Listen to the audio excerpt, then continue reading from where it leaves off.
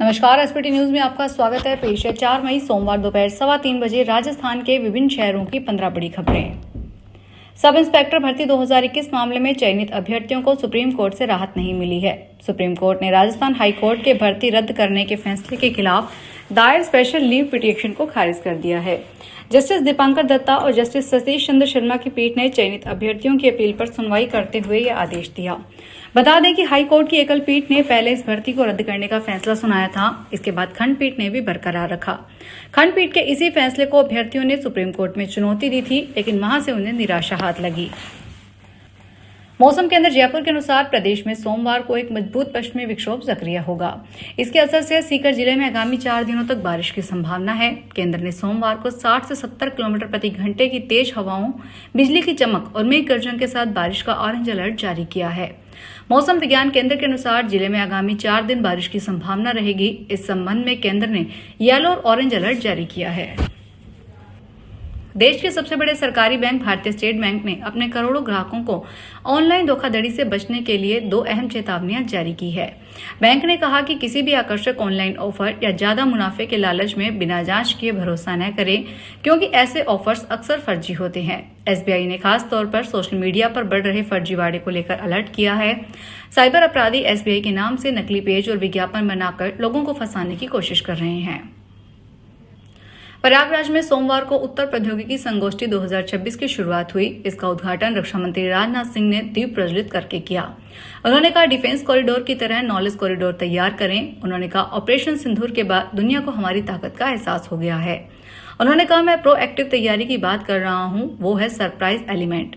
हमें ऐसी क्षमताएं भी विकसित करनी है जो जरूरत पड़ने पर हम ऐसा प्रहार कर सकें जिससे दुश्मन सरप्राइज हो जाए। मुझे पता है कि हमारी सेना इस ओर काम कर रही है। अब हमें प्रोएक्टिव होकर काम करना होगा। रक्षा मंत्री राजनाथ सिंह ने कहा कि ऑपरेशन सिंदूर का उदाहरण हमारे सामने है। इस ऑपरेशन के 1 साल पूरा हो चुका है। राजस्थान के शिक्षा विभाग में शिविरा पंचांग 2026-27 में किए गए बदलावों ने एक नए विवाद को जन्म दे दिया है। राजस्थान शिक्षक संघ ने शिक्षा मंत्री मदन दिलावर पर सीधा और तीखा हमला बोलते हुए उन्हें शिक्षक विरोधी मानसिकता वाला करार दिया है। राजस्थान शिक्षक संघ ने ग्रीष्म अवकाश में 10 दिन की कटौती और संस्था प्रधान के अधिकारों में कमी किए जाने पर बड़ा विरोध दर्ज करवाया है। संघ के मुख्य संरक्षक और प्रशासनिक अध्यक्ष सियाराम शर्मा ने शिक्षा मंत्री मदन दिलावर को एक पत्र भेजा है। इसमें उन्होंने विभाग के हालिया आदेशों की कड़ी आलोचना की है। अजमेर के जोंसगंज स्थित जय अम्बे माता मंदिर में प्रवेश कर एक युवक ने अपने हाथ जोड़े और बाद में चोरी की वारदात को अंजाम दिया। पुजारी ने वहां लगे सीसीटीवी में लाइव ये सब देखा और लोगों की मदद से उसे रंगे हाथों पकड़ लिया। बाद में उसे रामगंज थाना पुलिस के हवाले कर दिया गया। मंदिर के पुजारी सुशील मिश्रा ने बताया कि मंदिर खुलने के बाद अपने मोबाइल से जब मंदिर के अंदर का सीसीटीवी चेक कर रहे थे तो लाइव वीडियो में एक संदिग्ध युवक मंदिर में दिखाई दिया, जो चोरी करते हुए भी दिखा। ईरान अमेरिका युद्ध की आंच अब भारत के हज यात्रियों तक पहुंच गई है। खाड़ी संकट के कारण दुनिया भर में जेट इंजन की कीमतें आसमान छू रही है। हज कमेटी ऑफ इंडिया ने सर्कुलर जारी कर प्रत्येक हज यात्री से 100 अमेरिकी डॉलर यानी करीब 10,000 रुपए अतिरिक्त जमा करने के निर्देश दिए हैं। यह राशि 15 मई तक जमा करवानी होगी। राजस्थान के 4,572 हज यात्रियों को इस बढ़ोतरी के चलते कुल मिलाकर 4.5 करोड़ रुपए अधिक चुकाने होंगे। हज यात्रा 10 दिन पहले ही शुरू हो चुकी है और हाजियों की रवानगी जारी है। राजस्थान के दौसा जिले में आज सोमवार तड़के पुलिस और हिस्ट्री शीटर धर्मेंद्र मीना हत्याकांड के आरोपियों के बीच मुठभेड़ हो गई। यह घटना लालसोट क्षेत्र के बिनोरी मोड़ के पास सुबह करीब 3 बजे हुई, जब पुलिस और डीएसटी टीम आरोपियों की तलाश में दबिश देने पहुंची थी। आरोपियों ने पुलिस से बचकर भागने की कोशिश की और पुलिस टीम पर ताबड़तोड़ फायरिंग शुरू कर दी। हालांकि इस दौरान पुलिस टीम बाल बाल बच गई और किसी जवान को गोली नहीं लगी। हॉर्मुज जलदंबरू मुद्दे के पास एक बार फिर समुद्री हमला हुआ है, जिससे पूरे क्षेत्र में तनाव बढ़ गया है। यूनाइटेड किंगडम समुद्री व्यापार संचालन के मुताबिक एक तेल टैंकर को अज्ञात प्रक्षेपास्त्र से निशाना बनाया गया। यह हमला संयुक्त अरब अमीरात से लगभग 78 नॉटिकल मील उत्तर में हुआ। एजेंसी ने बताया कि टैंकर पर हमला हुआ है, लेकिन सभी चालक दल के सदस्य सुरक्षित हैं और किसी तरह का पर्यावरणीय नुकसान नहीं हुआ है।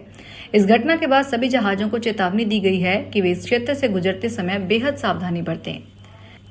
जैसलमेर से जयपुर के बीच यात्रा करने वाले ये रेल यात्रियों को मई महीने में कुछ परेशानियों का सामना करना पड़ सकता है। उत्तर पश्चिमी रेलवे के जयपुर मंडल में चल रहे तकनीकी कार्यों के कारण लीलन सुपरफास्ट एक्सप्रेस के संचालन में अस्थायी बदलाव किया गया है। रेलवे प्रशासन के अनुसार जयपुर के पास कनकपुरा यार्ड में महत्वपूर्ण तकनीकी सुधार और मेंटेनेंस का काम चल रहा है। यात्रियों की सुरक्षा और भविष्य में बेहतर रेल संचालन सुनिश्चित करने के लिए यह निर्णय लिया गया। रेलवे द्वारा दी गई जानकारी के अनुसार 4 से 6 मई, 9 से 10 मई और 12 से 15 मई के बीच कुल 9 ट्रिप प्रभावित रहेगी। सीकर के श्री कल्याण जी जिला अस्पताल में आज डॉक्टर्स ने काली पट्टी बांधकर प्रदर्शन किया। डॉक्टर अग्रवाल और डॉक्टर चौधरी को आरजीएचएस घोटाले मामले में आज सुबह एसओजी ले गई थी। इसके बाद से दोनों डॉक्टर्स की गिरफ्तारी की बात सामने आ रही है। आज डॉक्टर्स के विरोध प्रदर्शन के चलते मरीजों को भी परेशानी हुई। मरीजों ने कहा कि सरकार और डॉक्टर्स की लड़ाई में मरीजों को पिसना पड़ रहा है। हालांकि डॉक्टर्स ने आज काली पट्टी बांधकर सांकेतिक विरोध प्रदर्शन किया और उसके बाद मरीज देखे। बूंदी के डाबी बरट क्षेत्र में आवारा कुत्तों का आतंक बढ़ गया है। कस्बे के प्रमुख चौराहों और सड़कों पर कुत्तों के झुंड खुलेआम घूमते नजर आ रहे हैं, जिससे स्थानीय लोगों में भय का माहौल है। ग्रामीणों के अनुसार सुबह के समय चमन चौराहा, लवकुश सर्किल, पावर हाउस, माताजी मंदिर और पटपड़िया रोड पर 10 से 15 कुत्तों के झुंड सक्रिय रहते हैं। ये कुत्ते पैदल राहगीरों और बाइक सवारों पर झपट्टा मारते हैं, जिससे कई बार वाहन चालकों का संतुलन बिगड़ जाता है। सोमवार सुबह करीब 7 बजे पटपड़िया रोड पर कचरा बीनने वाले कालू उर्फ गब्बा को 10 से 15 कुत्तों ने घेर लिया। मौके पर मौजूद ग्रामीणों ने किसी तरह उसे कुत्तों के चंगुल से छुड़ाया। अलवर के सेंट्रल जेल में एक बार फिर मोबाइल बरामद किया गया है। इस बार मल्टीविटामिन के डिब्बे के अंदर 7 मोबाइल और एक डाटा केबल मिली। मोबाइल में सिम नहीं थी। मोबाइल 2 मई की रात जेल में हल्का नंबर 2 में स्टाफ टॉयलेट के पास जुराब में छिपाकर एक पैकेट के अंदर फेंके गए थे। मामले की सूचना पर जेल प्रशासन मौके पर पहुंचा और कार्रवाई का वीडियो बनाकर सामग्री को जब्त कर सील बिन गया। इसके बाद कोतवाली थाने में कारागृह अधिनियम की धारा 42 के तहत एफआईआर दर्ज करके जांच शुरू की गई। पर्यावरण अनुकूल और सस्ता ईंधन मानी जाने वाली सीएनजी की बढ़ती मांग के बीच नागौर शहर इन दिनों गंभीर किल्लत से जूझ रहा है। हालात यह है कि नागौर शहर ही नहीं, आसपास के शहर के 50 किलोमीटर के दायरे में फिलहाल एक पंप के भरोसे हजारों वाहन संचालित हो रहे हैं, जिसके चलते वाहन चालकों को ईंधन लेने के लिए 1-1 घंटे लंबी कतारों में इंतजार करना पड़ रहा है। जिसकी तेजी से सीएनजी वाहन सड़कों पर आए हैं, उतनी तेजी से बुनियादी ढांचा यहाँ पंप नहीं बढ़े हैं। उदयपुर शहर के सटे उपली बड़ी गांव में बीती रात लेपर्ड के हमले से दहशत फैल गई। लेपर्ड ने उस समय जानलेवा हमला किया जब वह अपने घर के बाहर टॉयलेट जाने के लिए निकली थी।